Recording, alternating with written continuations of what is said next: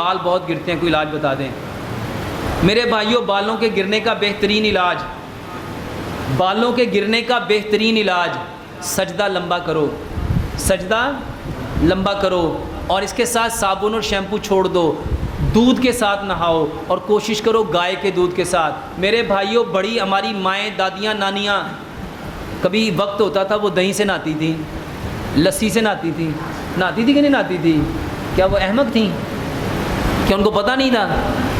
میرے بھائیوں، پوری دنیا میں سکن کو صاف کرنے کا سب سے بہترین جو اللہ سبحانہ و تعالیٰ نے تحفہ دیا نا، وہ دودھ ہے۔